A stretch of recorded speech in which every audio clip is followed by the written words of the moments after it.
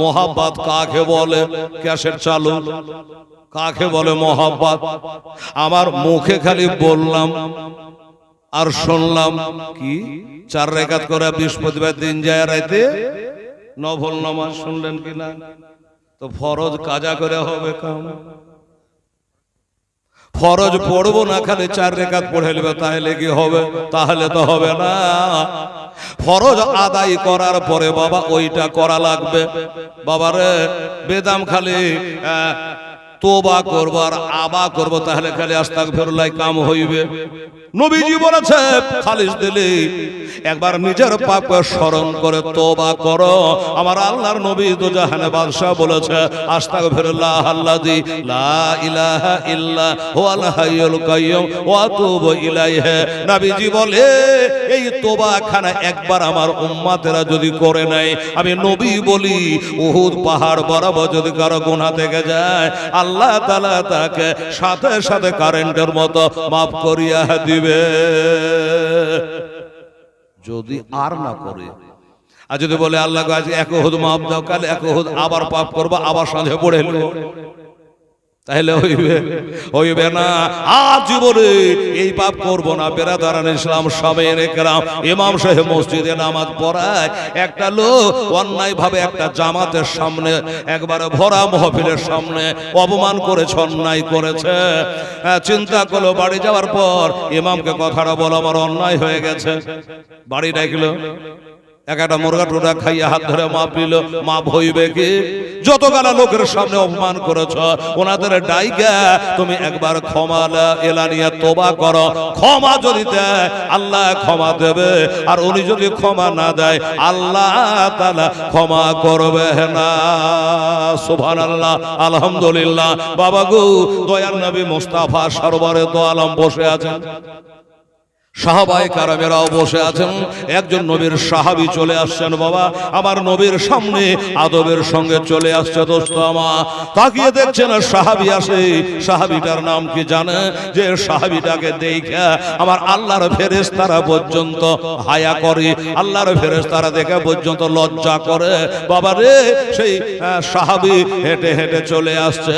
কোন সাহাবী? তার নাম হইল হযরত ওসমান গনি জুন্নুরাইন রাদিয়াল্লাহু তাআলা। ইনাকে জুন্নুরাইন কেন বলে? আমার নবীর দুটা মেয়ের সঙ্গে তার বিয়ে হয়েছিল। নবী হলো নূর, নবীর বেটি হলো নূর, নবীর রক্ত হলো নূর, নবীর চামড়া হইল নূর, নবীর হাড্ডি হলো নূর, নবীর পেশাব পায়খানা হইল নূর।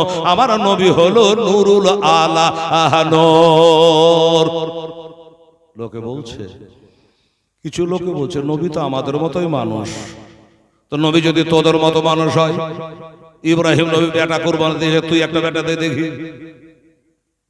বলে তো নবী যদি তোদের মতোই হলে তুই এখানে গরু কুরবানি দিলি, দুম্বা কুরবানি দিলি, উট কুরবানি দিলি, খাসি কুরবানি দিলি। আরে নবী যদি তোর মতো হয়, একটা বেটা কুরবানি দিয়ে দেখা কেবল বাপের বেটা।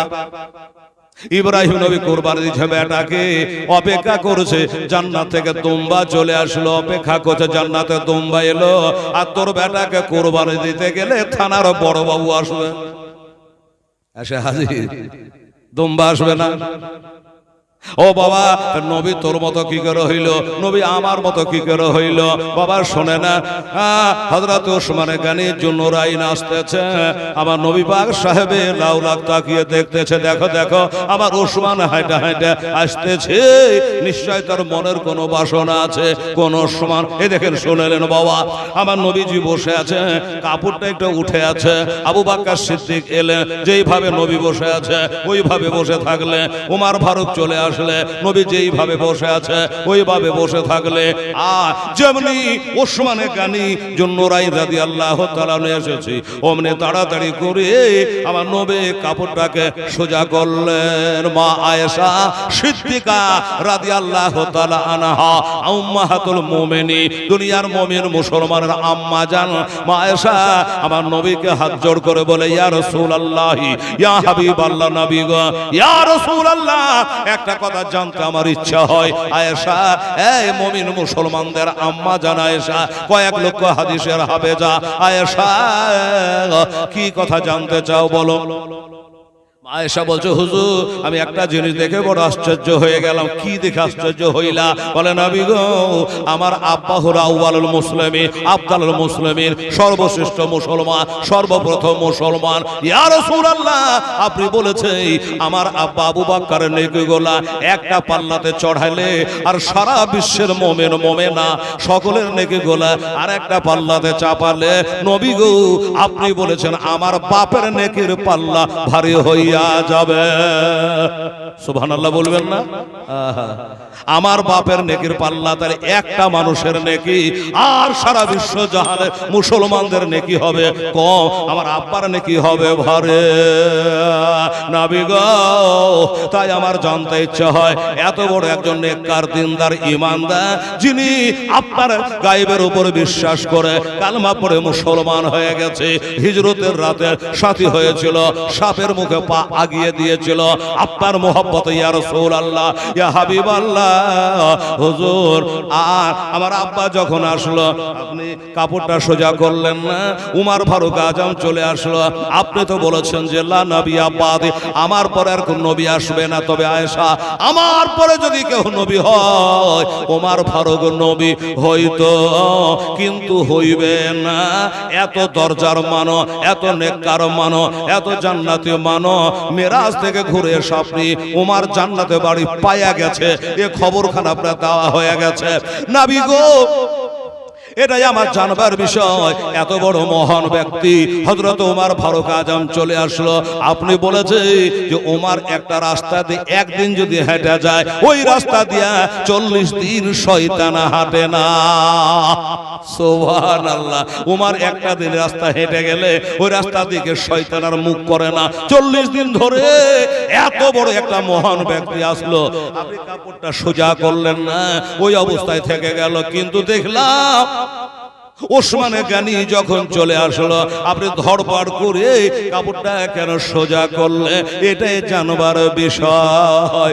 আমার নবী বলেন, আয়েশা আমি কেন সোজা করলাম জানো, আমি কেন হায়া করলাম জানো, আমি কেন লজ্জা করলাম জানো? আয়েশা, যা খেতে খোদার ফেরেশতারা হায়া করে, আমি খাতামুন নবীন হইয়া, আমি আখেরি পয়গম্বর হইয়া, আল্লাহর নবী হইয়া আমি কেন হায়া করব না? একবার দেখে না হোক তোমার তাহারে, একবার জোরে বলো সুবহানাল্লাহ, একবার দেখে না হোক তোমার তাহারে, নবী তোমার দ্বারে যেতে আমার মনে চায় বারে বারে, একবার দেখে নাও গো তোমার নবী, একবার দেখে নাও গো তোমার। তুমি কত দয়ার নবী, কাঁদিতেছে উম্মত ভাবে নবী গো, তুমি কত দয়ার নবী, কাঁদিতেছে উম্মত ভাবে নবী গো, উম্মতিদের তোরার জন্য কাঁদবেন মহাসারে, একবার দেখে নাও গো তোমার দ্বারে, নবী একবার দেখে নাও গো।